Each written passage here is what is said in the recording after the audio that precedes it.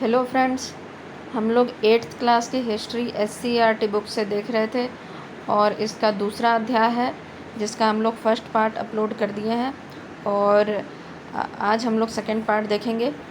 First part में हम लोग देख लिए थे कि भारत और यूरोप के बीच व्यापार, ये टॉपिक देख चुके थे।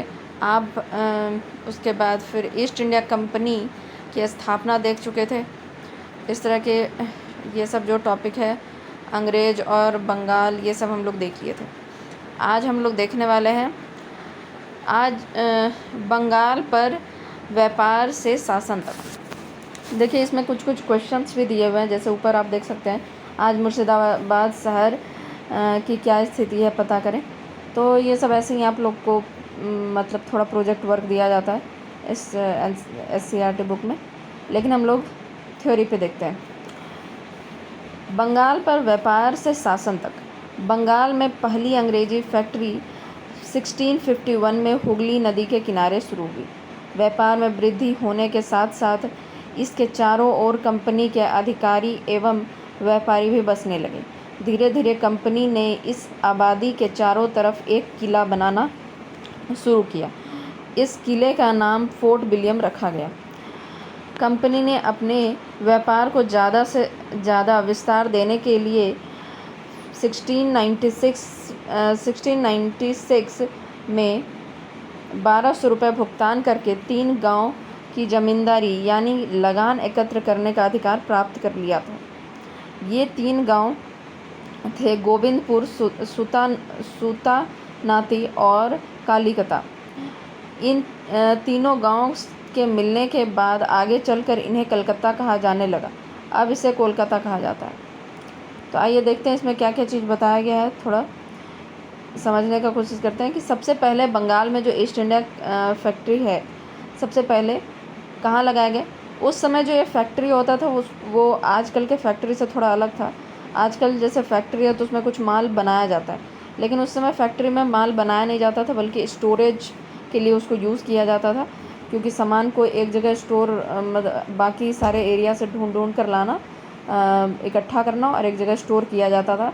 ऐसा कोई भी इलाका जहाँ से कि मतलब समुद्री तट से नज़दीक ऐसा कोई जगह पे स्टोर किया जाता था, उस स्टोर हाउस को फैक्ट्री कहा जाता था। तो सबसे पहला अंग्रेजी फैक्ट्री जो है वह 1651 में बंगाल में लगाया गया। और कौन से स्थान पे लगाया गया? हुगली नदी के किनारे शुरू किया गया। तो हुगली नदी के किनारे क्यों शुरू किया गया? ताकि वहाँ से जहाज़ जो होगा वहाँ से जाना आना आसान हो सके। तो ये फैक्ट्री क्या था? ये वही स्टोर हाउस था। तो सबसे पहले कहाँ लगाया गया? हुगली में लगाया गया था। और इसके बाद क्या हुआ? व्यापार होने के साथ साथ इसके चारों ओर अब क्या था कि देखिए, बहुत सारे मतलब कि अंग्रेज़ों के अलावा भी बहुत सारे लोग थे, जैसे कि फ्रांस, पुर्तगाली, इन लोगों से उसको डर रहता था। जैसे बेसिकली अंग्रेज़ों को फ्रांसीसियों से बहुत डर लगता था कि कहीं माल लूट ना लिया जाए, या इस तरह का मतलब बहुत सारा डर रहता था, या किसी भी तरह का युद्ध हो सकता है फ्रांसीसियों के साथ। इसलिए वो क्या करते थे कि वह फोर्ट बनाना शुरू करते थे। फोर्ट मतलब होता है किला, ठीक है। तो किला बनाना शुरू करते थे। और एक बंगाल में एक किला बनाया गया है, कौन सा? फोर्ट विलियम, ठीक है। उसका नाम रखा गया फोर्ट विलियम। तो आगे देखते हैं हम लोग। कंपनी ने अपने व्यापार को ज़्यादा से ज़्यादा विस्तार देने के लिए 1696 में 1200 रुपये भुगतान करके 3 गांव की ज़मींदारी लगान एकत्र करने का अधिकार प्राप्त कर लिया था। तो वह कंपनी क्या चाहती थी? अपने व्यापार का विस्तार करना चाहती थी। इसलिए 1696 में, याद रखिएगा, 1696 में, 1651 में, यहाँ पर देखें हम लोग 1651 में फैक्ट्री स्थापित किया गया और 1696 में 1200 रुपये दे के 3 गांव को ले लिया। कौन कौन सा गांव था? गोविंदपुर, सूतानाती और कालीकता, ठीक है। ये 3 गांव को 1200 रुपये भुगतान करके इन तीनों गांव का ज़मींदारी यानी कि लगान एकत्र, यानी कि मतलब वहाँ से जितना भी कर इकट्ठा किया जाएगा वो अंग्रेज़ों के द्वारा किया जाएगा, तो उसका अधिकार प्राप्त कर लिया था उन्होंने। और यही तीनों गांव जो है, गोविंदपुर, सूतानाती और कालीकत, इन तीनों को मिला करके अब कलकत्ता का मतलब इसे आगे कलकत्ता कहा गया और अब उसे कोलकाता कहा जा रहा है। ठीक है, तो ये तीनों गांव याद रखिएगा। इसमें 3-4 बात याद रखना है कि सबसे पहले तो बंगाल में 1651 में हुगली में एक कंपनी शुरू किया गया, फैक्ट्री शुरू किया गया।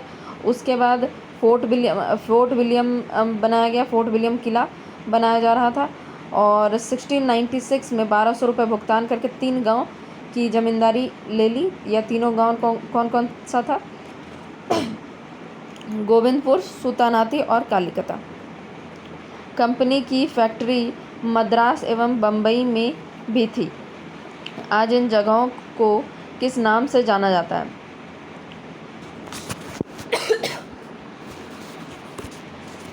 तो ये सब क्वेश्चन आपसे पूछा जा रहा है, तो हम लोग बाद में देखेंगे। कंपनी ने मुग़ल सम्राट फ़ारुख़शियर से 1717 ईस्वी में शाही फरमान प्राप्त किया। तो मुग़ल सम्राट फ़ारुख़शियर से उसने 1717 में एक शाही फरमान प्राप्त किया। इसके अनुसार कंपनी को 3000 रुपये वार्षिक कर के बदले बिना कोई अन्य कर दिए बंगाल में व्यापार करने की अनुमति मिल गई। इस आदेश के बाद कंपनी राज्य में जो माल खरीदती थी उस पर उसे कोई कर नहीं देना पड़ता था। तो फ़ारुख़शियर को आप जानते होंगे, यह मुग़ल बादशाह फ़ारुख़शियर को। तो फ़ारुख़शियर से उन्होंने क्या किया, 1717 में एक शाही फरमान प्राप्त कर लिया, जिसमें लिखा हुआ था कि मतलब 3000 रुपये वार्षिक पेंशन, मतलब वार्षिक कर देके, यानी 3000 रुपये उसको कर देना पड़ेगा और वह पूरे के पूरे बंगाल में व्यापार करने की उसे अनुमति मिल गई। यानी 3000 रुपये फ़ारुख़शियर को देगा और पूरे बंगाल में वह व्यापार खुले तौर पे कर सकता है। उसको उसके लिए कोई भी कर नहीं देना पड़ेगा, चाहे वह जितना भी व्यापार करे। आगे देखते हैं अब हम लोग। ये याद रखिएगा, फ़ारुख़शियर से लिया था और 1717 में शाही फरमान लिया था। जरा सोचिए, बिना शुल्क चुकाए व्यापार करने का क्या परिणाम हुए होंगे? तो ये आपको सोचने के लिए कह रहा है। आगे हम लोग देखते हैं। इस पूरी व्यवस्था से बंगाल के राजस्व का काफ़ी नुकसान हो रहा था। तो अब क्या हुआ कि वह तो जितना चाहे उतना व्यापार उससे कर सकता है, क्योंकि उसको तो केवल 3000 रुपये ही चुकाना है। तो इससे बंगाल का जो राजस्व था, यानी कि वहाँ का जो कर उसको जितना मिलना चाहिए उसका काफ़ी नुकसान हो रहा था। कंपनी को मिली इस छूट का फ़ायदा कंपनी के कर्मचारी अपने निजी व्यापार के लिए भी कर रहे थे। अब क्या हुआ, कंपनी तो अपना व्यापार कर ही रही थी, लेकिन कंपनी के जो लोग थे, उसके जो कंपनी में काम करते थे, वो लोग निजी व्यापार भी शुरू कर दिए थे। निजी व्यापार यानी कि वो अपना व्यापार भी खोल दिए थे, क्योंकि उनको पता था कि कर तो चुकाना नहीं है, तो जितना व्यापार किया जा सकता है करते रहो। ठीक है, तो आगे हम लोग देखते हैं। बंगाल के नवाब सिराजुद्दौला को यह व्यवस्था पसंद नहीं आई। तो उसके बाद क्या हुआ कि जब सिराजुद्दौला बंगाल के नवाब बने तो उनको यह व्यवस्था पसंद नहीं आई। उसने कंपनी को बिना शुल्क व्यापार करने से मना कर दिया। तो उन्होंने क्या किया कि बोला कि आप बिना शुल्क के व्यापार नहीं कर सकते हैं। उसने कंपनी पर धोखाधड़ी का आरोप लगाते हुए उनकी किलेबंदी के विस्तार पर रोक लगा दिया। तो वह लोग जो किलाबंदी कर रहे थे, यानी कि फोर्ट विलियम जो बना रहे थे और भी इस तरह का जो किला बना रहे थे, तो उनको कहा गया कि आप किलेबंदी नहीं कर सकते हैं, किला नहीं बना सकते हैं। तो किलाबंदी के लिए भी रोक दिया। कंपनी भी अब यह समझ रही थी कि अगर बंगाल से व्यापार को सुरक्षित रखना है तो सिराजुद्दौला को नवाब पद से हटाना होगा। तो जाहिर सी बात है, जो रास्ते का कांटा होगा उसको हटाना पड़ेगा। इसके लिए कंपनी ने बंगाल की रणनीति को टटोलना शुरू किया। उसने सिराजुद्दौला से असंतुष्ट व्यक्तियों से साठगांठ करना शुरू कर दिया। तो अब नवाब को उसके पद से हटाना है, तो उसके लिए क्या होगा कि जितने भी उसके दुश्मन हैं, यानी कि जो लोग उनसे असंतुष्ट है सिराजुद्दौला से, उन लोगों से क्या किया कि साठगांठ बैठाना, यानी कि उन लोगों से दोस्ती करना शुरू कर दिया। सिराजुद्दौला की जगह कंपनी एक ऐसा नवाब चाहती थी जो उसके इशारों पर चल सके, यानी कि वहाँ पर एक ऐसा नवाब को बिठा दिया जाए जो कि मतलब कि अंग्रेज़ों के कहने अनुसार चल सके, वो जैसा चाहे उसको उस तरीके से कंट्रोल कर सके। इसके लिए कंपनी ने बंगाल के 2 बड़े व्यापारी अमीचंद और जगत सेठ के साथ साथ नवाब के सेनापति मीर जाफ़र को भी अपनी ओर मिला लिया। तो हुआ क्या, इसमें 2 बड़े व्यापारी थे, एक अमीचंद और जगत सेठ। ये 2 व्यापारी का नाम याद रखिएगा और साथ साथ ये भी याद रखिएगा कि सेनापति एक था मीर जाफ़र, सिराजुद्दौला का ही सेनापति था मीर जाफ़र, उसको भी अपनी ओर मिला लिया। उसको यह बोल के मिला लिया कि देखो तुम मतलब कि तुमको हम नवाब बना देंगे, तुम मेरे तरफ आ जाओ, जब सिराजुद्दौला को मार दोगे तो हम तुमको नवाब बना देंगे। कंपनी का प्रयास था कि सिराजुद्दौला के असंतुष्टों में से किसी को नवाब बना दिया जाए। अब कंपनी का यह मानना था कि चाहे अमीचंद हो, चाहे जगत सेठ हो, चाहे मीर जाफ़र हो, किसी जो भी ये लोग असंतुष्ट लोग हैं उनको किसी को भी नवाब बना देंगे और हम आराम से व्यापार कर सकेंगे। जवाब में सिराजुद्दौला ने अपने करीब 30,000 सिपाहियों के साथ काजिम बाज़ार में स्थित इंग्लिश फैक्ट्री पर हमला बोल दिया। तो क्या हुआ कि 30,000 सिपाहियों के साथ काजिम बाज़ार में स्थित इंग्लिश फैक्ट्री पर हमला बोल दिया। अपनी कंपनी के सेना का नेतृत्व रॉबर्ट क्लाइव कर रहा था। तो रॉबर्ट क्लाइव कौन था? अंग्रेज़ था, और अंग्रेज़ों का जो सेनापति था वो कौन था? रॉबर्ट क्लाइव था। ठीक है। अंततः जून 1757 में मुर्शिदाबाद के पास पलासी का युद्ध हुआ। तो हुआ क्या, ये पलासी का युद्ध आप लोग बहुत सुने होंगे।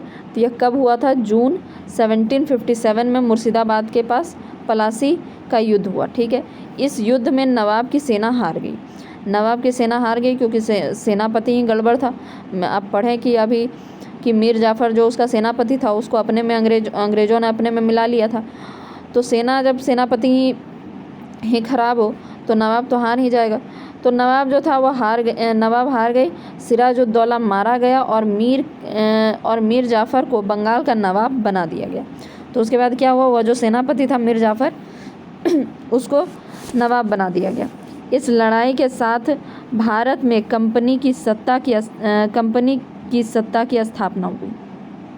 तो यह लड़ाई के साथ साथ क्या हुआ, उसी समय से जो बंगाल में था वह बंगाल में या बोले भारत में यह तय हो गया कि अब कंपनी जो है वही शासन मतलब वही सत्ता संभालेगी।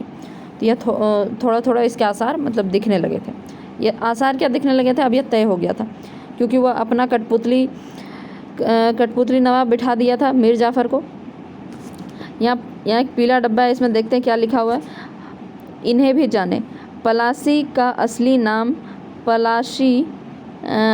फलाशी था, जिसे अंग्रेज़ों ने बिगाड़ कर पलासी कर दिया था। इस जगह को यहाँ पर पाए जाने वाले पलासी के फूलों के कारण पलासी कहा जाता था। पलास के खूबसूरत लाल फूलों से गुलाल बनाया जाता है जिसकी होली में इस्तेमाल होती है। तो यह भी याद रखिएगा कि पलासी जो था असल में क्या था,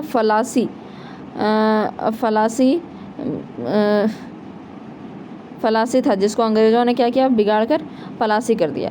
इस जगह का नाम क्यों पलासी रखा गया था, क्योंकि पलासी के फूल के कारण इसे पलासी कहा जाता था।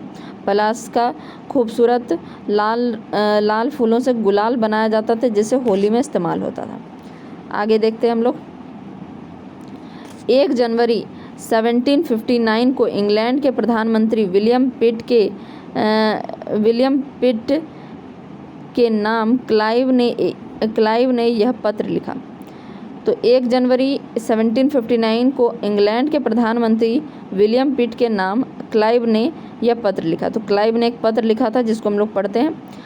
अंग्रेजी फ़ौज की कामयाबी के जरिए एक महान क्रांति इस देश में की जा चुकी है।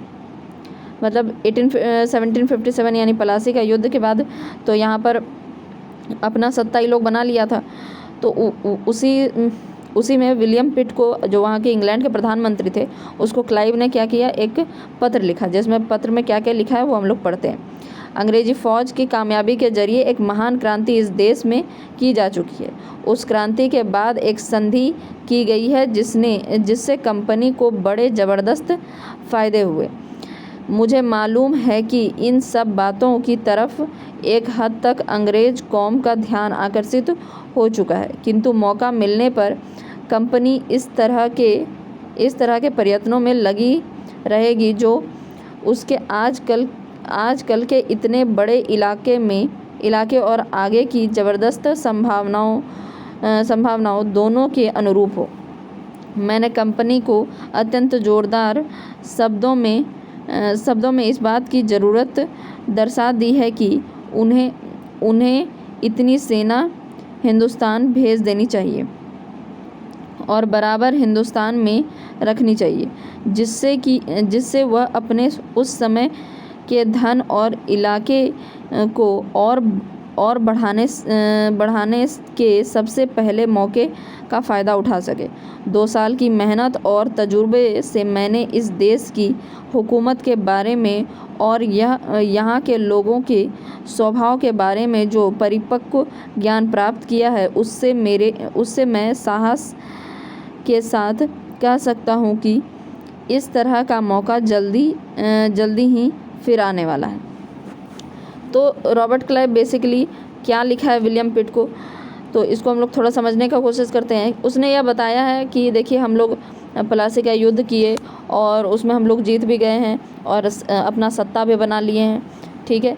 उसके बाद यह भी बता रहा है कि एक मतलब हमने संधि भी की है जिससे कि हम लोगों को बहुत फ़ायदा हुआ है। तो इस तरीके का चीज़ उसमें बताया जा रहा है और साथ के साथ वह रिक्वेस्ट कर रहा है किससे, इंग्लैंड के प्रधानमंत्री से, कि यहाँ पर सेना भेजी जाए और यहाँ पर जितना भी वो सेना बता रहा है कि यहाँ पर सेना की बहुत ज़्यादा ज़रूरत है और यहाँ जो सेना है उसको यहीं पर रखा जाए हमेशा। तो इस तरह का किया जा रहा है कि रॉबर्ट क्लाइव को लग रहा है कि आगे भी इस तरह का मतलब ऐसा युद्ध और इस तरह का चीज़ हो सकता है, इसलिए हमेशा सेना बुला कर रखा जाए। तो आगे देखते हैं हम लोग। इस जीत के बाद कंपनी का कर मुक्त व्यापार पुनः आरंभ हो गया। तो अब सिराजुद्दौला तो मर गया था, तो उसके और वहाँ पर मीर जाफ़र जो था कठपुतली सरकार बिठा ही दिया था, तो उसके बाद कर मुक्त व्यापार फिर से शुरू हो गया। कंपनी चाहती तो बंगाल का शासन अपने हाथ में ले सकती थी, लेकिन व्यापार के द्वारा ज़्यादा से ज़्यादा मुनाफा कमाना उनके लिए ज़्यादा महत्वपूर्ण था। तो अब देखिए, मीर जाफ़र को जो नवाब बनाया, उसकी जगह पर कंपनी चाहती तो वहाँ उस पूरे बंगाल का नवाब खुद ही बन जाती, मतलब पूरा बंगाल में अपना ही शासन स्थापित कर लेती। लेकिन उनका काम मुनाफा कमाना था, ठीक है, उनका काम शासन करना नहीं था। अगर वह इन सब चीज़ों में घुसती तो ज़्यादा मतलब उनको मुनाफा नहीं हो पाता, इसलिए वह बंगाल पर शासन करने के लिए किसको बिठा दी, नवाब को बिठा दे, मीर जाफ़र को। इस मुनाफे के अलावा मीर जाफ़र ने कंपनी के बड़े अधिकारियों को भेंट या घूस के रूप में भारी रकम दी। तो एक तरफ तो मतलब व्यापार में मुनाफा हो ही रहा था, ऊपर से जो मीर जाफ़र था जिसको कि कंपनी ने नवाब बनाया था, वह क्या करता था, अधिकारियों को भेंट और घूस देता रहता था भारी मात्रा में। कंपनी के अधिकारियों की मांगों को पूरा कर कंपनी के अधिकारियों की मांग को पूरा करने में खजाना खाली होने लगा। तो अब उन लोगों को क्या था, उन लोगों को खुश करने की कोशिश में खजाना खाली हो रहा था। फिर भी कंपनी संतुष्ट नहीं थी। जल्दी ही मीर जाफ़र को अपनी गलती का एहसास होने लगा। उसने इसका विरोध किया। तो अब क्या हुआ कि वो एक तरफ तो उसको खुश करने के लिए खजाना खाली कर रही है, लेकिन फिर भी कंपनी संतुष्ट नहीं है। तो धीरे धीरे उसको भी मतलब चिढ़ लगने लगा कि हम इतना कुछ कर रहे हैं फिर भी संतुष्ट नहीं है, तो उसको अपनी गलती का एहसास होने लगा। उसने इसका विरोध किया। उसके विरोध के पश्चात कंपनी ने मीर जाफ़र को हटाकर उसके दामाद मीर काजिम को 1760 में बंगाल का नवाब बना दिया। तो मीर जाफ़र विरोध करने लगा था, तो विरोध करने के कारण कंपनी ने क्या किया कि भाई हम तुमको नवाब बनाए थे, हम तुमको अब हटा देते हैं। तो मीर जाफ़र को हटा दिया और मीर जाफ़र का ही दामाद था मीर काजिम, ठीक है, उसको 1760 में बंगाल का नवाब बना दिया। मीर काजिम ने नवाब बनने की खुशी में कंपनी को बर्दवान, मिदनापुर तथा चटगांव जिले की जमींदारी सौंप दी। तो अब मीर कासिम जो नवाब बन गया, इस खुशी में क्या किया हुआ, बर्दवान, मिदनापुर और चटगांव का जो जिला था उसकी जमींदारी किसको सौंप दी, अंग्रेज़ों को सौंप दी। लेकिन दूसरी तरफ उसने कंपनी पर अपनी पूर्ण निर्भरता की स्थिति को समझा। उसने कंपनी के शिकंजे से छुटकारा पाने के लिए कई कदम उठाए। अब हुआ क्या कि हुआ तो गिफ्ट के तौर पर यह 3 क्षेत्र जो था, 3 जिला, कौन कौन सा जिला था, बर्दवान, मिदनापुर और चटगांव, ये तीनों जिला तो दे ही दिया था उसकी ज़मींदारी, ठीक है। लेकिन वह समझ रहा था कहीं ना कहीं कि हम कंपनी के अंडर काम कर रहे हैं, मतलब कि कंपनी जैसे हमको कहेगी उसी हिसाब से चलना पड़ेगा, क्योंकि उसी ने हमको नवाब बनाया है। तो वह कंपनी के शिकंजे से छुटकारा पाने के लिए भी कुछ कुछ करने लगा। उसने मीर जाफ़र के उन सभी अफसरों को हटाना शुरू किया जो कंपनी से मिले हुए थे। तो मीर जाफ़र के टाइम में क्या था कि जो लोग कंपनी से मिले हुए थे उस तरह के जितने भी अफसर थे उनको हटा दिया। सबसे पहले तो उसने बंगाल की आर्थिक स्थिति को भी सुधारने का प्रयास किया। क्योंकि आर्थिक स्थिति बहुत ख़राब हो गया था, खजाना खाली हो गया था, तो वह उसको भी ठीक करने का कोशिश किया। कंपनी और उसके अधिकारी एवं कर्मचारी मुग़ल बादशाह फ़र्रुखसियर द्वारा प्राप्त शाही फरमान द्वारा मिली सुविधाओं का दुरुपयोग कर रहे थे। वे बिना चुंगी दिए व्यापार करते थे।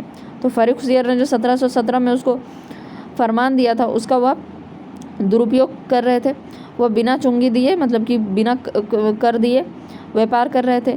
इससे राज्य को आर्थिक नुकसान हो रहा था। वह तो हम लोग पहले भी देखे थे कि बहुत आर्थिक नुकसान हो रहा था राजस्व में, ठीक है। इसीलिए तो सिराजुद्दौला विरोध किया था। अब इसको भी ऐसा लगने लगा कि आर्थिक नुकसान बहुत ज़्यादा हो रहा है, तथा देसी व्यापारियों को भी धक्का लग रहा था, क्योंकि वे लोग निःशुल्क व्यापार नहीं कर सकते थे। अब क्या हुआ, फरमान तो केवल इन लोगों को मिला था, अंग्रेज़ों को, ठीक है, लेकिन देसी जो व्यापारी थे उन लोगों को तो कोई फरमान नहीं मिला था। तो वो उन लोगों को कर चुकाना पड़ रहा था, और कर चुकाने से उनका क्या हो रहा था, उनका जो माल था वो बहुत कीमत में मिल रहा था, ठीक है। मतलब वो लोग निःशुल्क व्यापार नहीं कर रहे थे। विवश होकर मीर कासिम ने चुंगी की वसूली ख़त्म कर दी, ताकि भारतीय व्यापारी भी कंपनी के व्यापारियों की बराबरी में व्यापार कर सकें। तब उसके बाद क्या हुआ कि जो मीर कासिम था वो तो अंग्रेज़ों के द्वारा ही बैठाया नवाब था। तो उसने सोचा कि इन लोगों को तो शाही फरमान मिला हुआ है फ़र्रुखसियर से, तो ये इन लोगों का तो हम ये चीज़ तो हम ख़त्म नहीं कर सकते हैं। एक तो इन्हीं लोगों ने बैठाया है हमको नवाब के, फिर भगा देगा तो दिक्कत हो जाएगा। तो वह क्या किया कि भारतीय लोगों को भी निःशुल्क व्यापार करने के लिए कह दिया कि भाई तुम लोग भी निःशुल्क व्यापार करो, ताकि दोनों में बराबरी हो सके, बराबरी का व्यापार हो सके। अब देखते हैं आगे कि क्या लिखा है इस बॉक्स में। अच्छा, बॉक्स में पढ़ने से पहले हम लोग नीचे देख लेते हैं, उसके बाद आगे पढ़ेंगे। मुर्शिदाबाद पर कंपनी का दबाव बना रहता था। इस दबाव और नियंत्रण से बचने के लिए मीर कासिम अपनी राजधानी मुर्शिदाबाद से हटाकर मुंगेर ले गया। तो अब क्या हुआ, मुर्शिदाबाद पर हमेशा क्या होता था, कंपनी दबाव बनाते रहती थी, ठीक है। तो उसका कंपनी का दबाव ना रहे, कंपनी का नियंत्रण ना रहे, इससे बचने के लिए उसने क्या किया, अपना राजधानी बदल लिया। कहाँ बदल लिया, मुंगेर कर लिया, मुर्शिदाबाद से हटाकर मुंगेर कर लिया। मुंगेर की उसने बड़ी सुंदर और मजबूत किलेबंदी की और करीब 40,000 सैनिकों की फ़ौज तैयार की। अब मुंगेर में वह कुछ काम करना शुरू किया, क्योंकि उसको पता था कि लड़ाई उड़ाई तो होना ही है, जैसा ये लोग हरकत कर रहा है। तो वह क्या किया, किलाबंदी करना शुरू किया, ठीक है। किलाबंदी किया और करीब 40,000 सैनिकों की एक फ़ौज तैयार की, ताकि मतलब अगर कभी लड़ाई हो तो तैयार रहे फ़ौज। अपने सैनिकों को युद्ध के लिए नए तरीके सीखने के लिए उसने यूरोपीय प्रशिक्षकों को नियुक्त किया। तो क्या किया कि उन्हीं लोगों से तो हमको लड़ना है, अंग्रेज़ों से, यूरोपीय लोगों से, तो उसी तरह का प्रशिक्षक, यानी सिखाने वाला जो हो सैनिकों को, उसी तरह के लोगों को मतलब कि प्रशिक्षित करने के लिए, ट्रेनिंग देने के लिए उन लोगों यूरोपीय लोगों को बुलाया गया, ठीक है। इतना ही नहीं, उसने मुंगेर में बंदूक एवं तोपों के कारखानों की स्थापना की।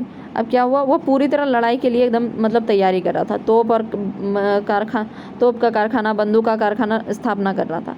आज भी आप मुंगेर में मीर कासिम द्वारा निर्मित किले को देख सकते हैं। आगे देखते हैं।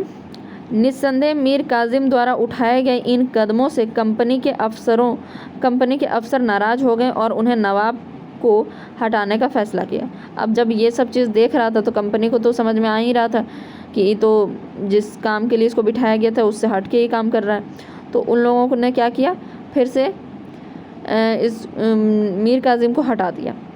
मीर कासिम ने महसूस किया कि वह अकेला कंपनी की फ़ौज का सामना नहीं कर सकता, इसलिए उसने मुग़ल शासक शाह आलम और अवध के नवाब सिराजुद्दौला की मदद मांगी। ठीक है, तो इन लोग दोनों का उसने मदद मांगा। कौन कौन?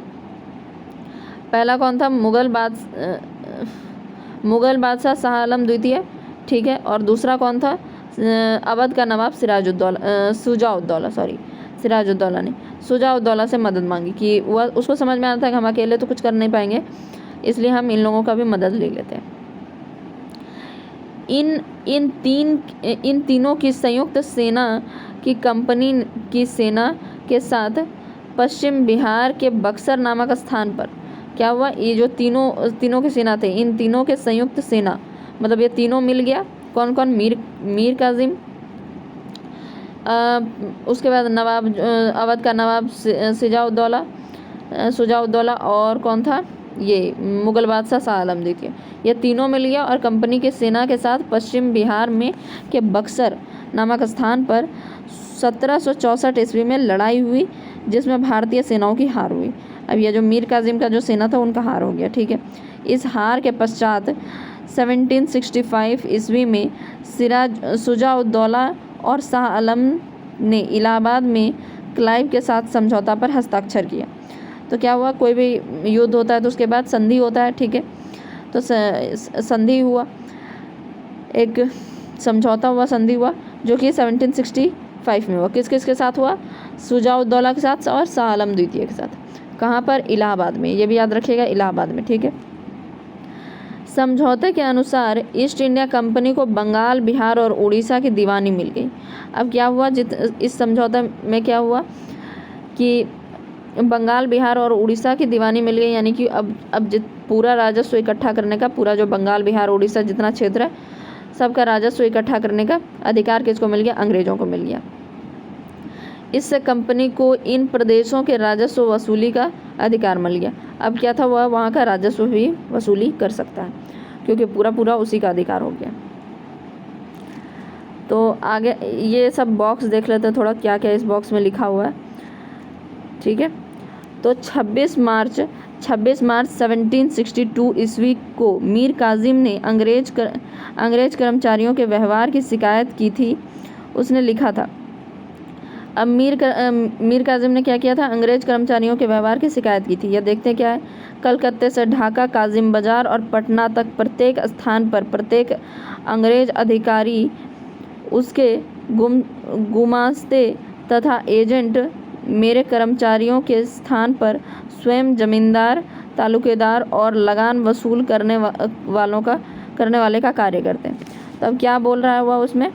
मीर कासिम क्या शिकायत कर रहा है कि कलकत्ता से ढाका तक, काजिम बाजार और पटना तक सब जगह पर क्या है कि जहाँ पर मेरा एजेंट होना चाहिए, ये क्या बोलते हैं, लगान वसूली के लिए, तो वह क्या हो रहा है कि अंग्रेज़ों का ही जो लोग हैं वही लोग लगान वसूली कर रहा है। ठीक है,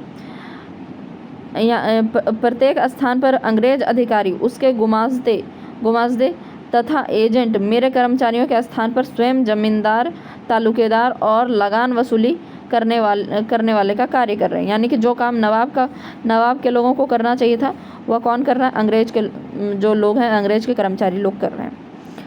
इसके अतिरिक्त प्रत्येक जिले, नगर एवं गांव में गुमास्ते और अन्य कर्मचारी चावल, धान, तेल, बांस, पान आदि का व्यापार करते हैं और कंपनी की दस्तक लिए हुए प्रत्येक व्यक्ति अपने आप को कंपनी से कम नहीं समझता है।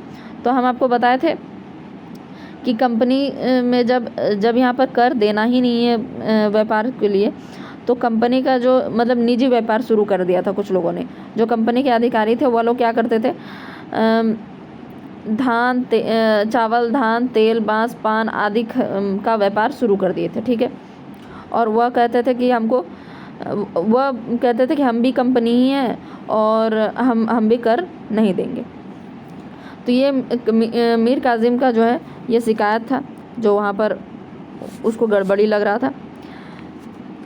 अब यहाँ पीला डब्बा में देखते हैं, इन्हें भी जाने। दस्तक वह प्रमाण पत्र था जो अंग्रेजी फैक्ट्री का अध्यक्ष कंपनी के सामान के संबंध में देता था, जिससे उस सामान के व्यापार पर चुंगी नहीं लगती थी। दस्तक क्या है? दस्तक वह प्रमाण पत्र था जो यहाँ पर दस्तक के बारे में बताया गया है कि दस्तक क्या था। हम थोड़ा सा गलत तरीके से पढ़ दिए कि बताया जा रहा है कि दस्तक है क्या। दस्तक वह प्रमाण पत्र था जो अंग्रेजी फैक्ट्री के अध्यक्ष कंपनी के सामान के संबंध में देता था, जिससे उसे सामान के व्यापार पर चुंगी नहीं देने लगती थी। यानी कि दस्तक क्या था? वह फरमान जो फारुखसियर ने दिया था वही था, ठीक है, जिससे कि वह दिखाता था, जो चुंगी लेने वाला है उसको दिखाता था और वह व्यापार पर चुंगी नहीं देता था, ठीक है। तो उसी को दस्तक कहते थे। देखते हैं इसमें क्या है जो लिखा हुआ है बक्सर के बारे में, ठीक है। कहते हैं कि वेद मंत्र की रचना करने वाले बहुत से ऋषि यहाँ हुए। इस स्थान को वेद गर्भ कहते हैं।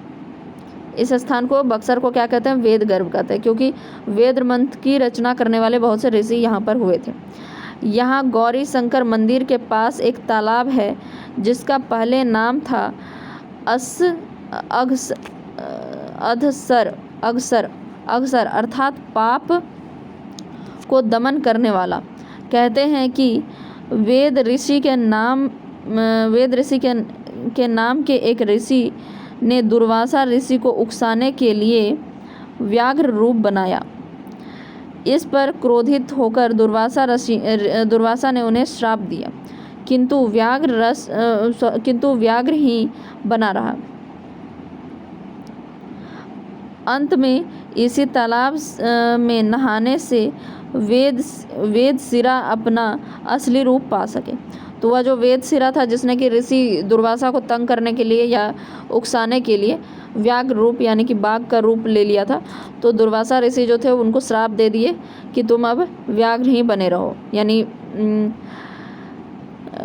व्याघ्र ही बने रहो, ठीक है। और उसके बाद यही जो थे इसी तालाब में अंत में इसी तालाब में नहाने से वेदशिरा अपना असली रूप पा सके, ठीक है। यह जो पाप को दमन करने वाला एक तालाब था, यहाँ गौरी शंकर मंदिर के पास एक तालाब है जिसका पहले नाम था अधसर अर्थात पाप को दमन करने वाला। तो उसी तालाब में, यानी कि गौरी शंकर मंदिर के पास जो एक तालाब है, उसी तालाब में स्नान करने के बाद वेदशिरा जो था वह अपने असली रूप पा सका था। तब से इस तालाब का नाम पड़ा व्याघ्रसर। तब से उस तालाब का नाम व्याघ्रसर पड़ गया, ठीक है। जो गौरी शंकर मंदिर के पास जो तालाब था उसका नाम क्या पड़ा? व्याघ्रसर। पीछे इस शहर का नाम धीरे धीरे व्याघ्रसर से बक्सर और अंत में बक्सर हो गया। बक्सर से फिर बक्सर हो गया। तो इसका नाम कैसे बक्सर पड़ा ये जान लीजिए। सबसे पहले तो बक्सर में क्या था? वेद मंत्र की रचना करने वाले बहुत सारे ऋषि रहते थे, ठीक है। इसे वेद गर्भ भी कहा जाता था। यहाँ पर एक गौरी शंकर मंदिर था जिसके पास एक तालाब था, जिसके पास में ही एक तालाब था, ठीक है। तालाब में अघसर यानी कि जिसे पहले नाम था उस तालाब का अघसर, यानी पाप को दमन करने वाला, उस तालाब का नाम था अघसर, ठीक है। लेकिन बाद में क्या हुआ कि एक वेदशिरा नाम का व्यक्ति था जिसने ऋषि दुर्वासा को तंग करने के लिए या उकसाने के लिए व्याघ्र रूप धारण कर लिया, जिस पर क्रोधित होकर क्या हुआ? श्राप दे दिया दुर्वासा ऋषि ने कि तुम अब व्याघ्र ही बने रहो, ठीक है। उसके बाद इसी तालाब में उसने नहाया था वेदशिरा ने, तब वह अपना असली रूप पा पाया था, ठीक है। और तब से इस तालाब का नाम व्याघ्रसर तालाब पड़ गया, और इसी पीछे इसी शहर का नाम धीरे धीरे अब व्याघ्रसर से क्या हुआ, बक्सर हो गया, और बक्सर से बाद बक्सर हो गया। तो अब बताया गया है कि बक्सर नाम कैसे पड़ा था। ठीक है, तो हम लोग देख लिए थे कहाँ तक कि बक्सर का युद्ध तक हम लोग देख लिए थे। ठीक है, और बक्सर के युद्ध के बाद क्या हुआ, इलाहाबाद की जो संधि हुई थी शाह आलम और शुजाउद्दौला के साथ, वहाँ तक हम लोग पढ़ लिए थे। ठीक है, तो आगे का हम लोग अब नेक्स्ट पार्ट में देखेंगे। ठीक है, पार्ट 3 में देखिए इतना भी है, यानी काफ़ी है पढ़ना भी। ठीक है, तो नेक्स्ट पार्ट में हम लोग देखेंगे। Okay, thank you.